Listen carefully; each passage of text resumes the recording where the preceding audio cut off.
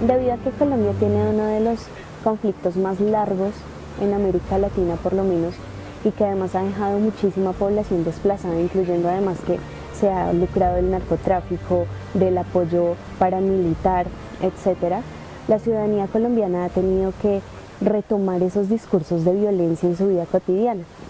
A partir de eso, la población tiene una frecuente experimentación de emociones y de sentimientos que giran en torno a la violencia. La población colombiana ha tenido que moldear su personalidad para generar un equilibrio entre su diario vivir, entre su vida cotidiana, entre su vida familiar, entre su vida personal y la violencia en la que todo esto ocurre. La guerra y sus fotografías nos acercan a lo más íntimo de la sociedad colombiana. Una sociedad que ha sido violentada físicamente, pero que también ha construido su identidad a partir de esta violencia. Las personas que vivimos en la ciudad no nos afecta directamente el conflicto armado como si lo hacen las personas que están en las zonas rurales. Sin embargo, las fotografías de guerra lo que hacen es hacernos partícipes y comprometernos con este conflicto armado de más de 55 años. Creo que las fotografías tienen un valor y un sentido político muy importante, ¿no?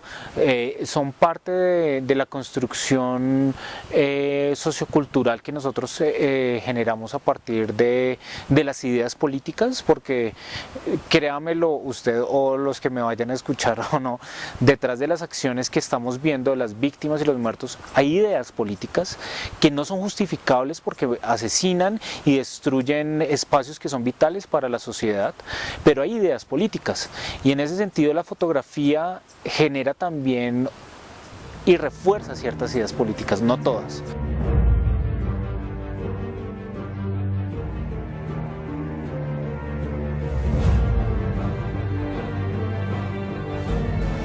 A mí esta fotografía me transmite una cosa importante, y es la manera en cómo la comunidad, primero, se ha acostumbrado a la muerte. Pareciera, digamos, transmitir eso. Sobre todo la transmite las personas que están jugando dominó y que no están mirando el sepulcro en velación.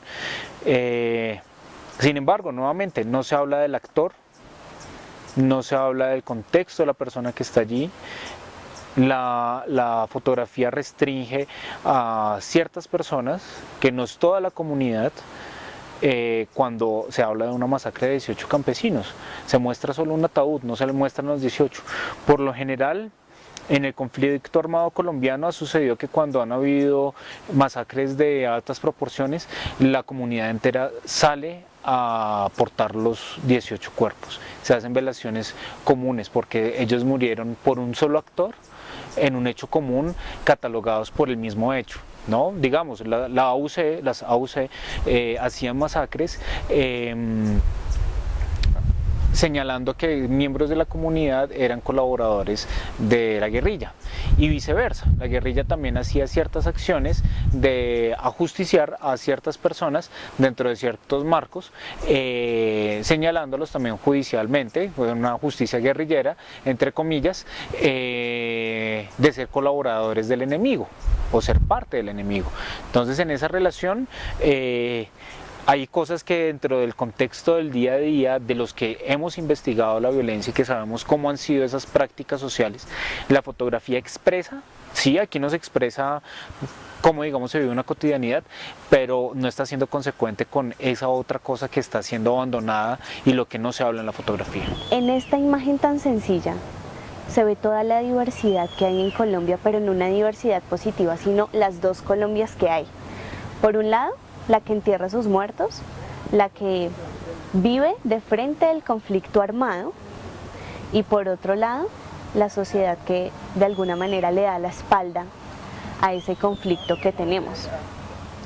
Resulta que en los pueblos, en este caso en Chigorodó, Antioquia, donde fue tomada la fotografía, no solamente sucede que las personas están jugando dominó y que quieren darle la espalda, por decirlo de alguna manera, a la confrontación que se da, sino que en este lugar es un grupo al margen de la ley quien imparte la legalidad en este territorio. No hay garantías para las personas que viven allí, ni para que vivan, pero tampoco para las personas que vayan a hablar o que vayan a denunciar. Es la realidad que viven muchos colombianos y a partir de esto se crean todo este tipo de lenguajes visuales y también de herencia de memoria en la que las personas no tienen garantías porque también existe un gran abandono del Estado. A través del proceso de paz que se está adelantando con las FARC y que está a punto de culminar, se pretende que tanto las FARC den garantías de no repetición de estas acciones violentas y el Estado también genere garantías de vida digna para esta población, tanto alimentación como vivienda y como respetar el derecho fundamental a la vida. Una masacre como la de Chigorodó en Antioquia no se debe poner en el olvido, sino que debe ser una oportunidad para no volver a repetir estas acciones violentas en el país.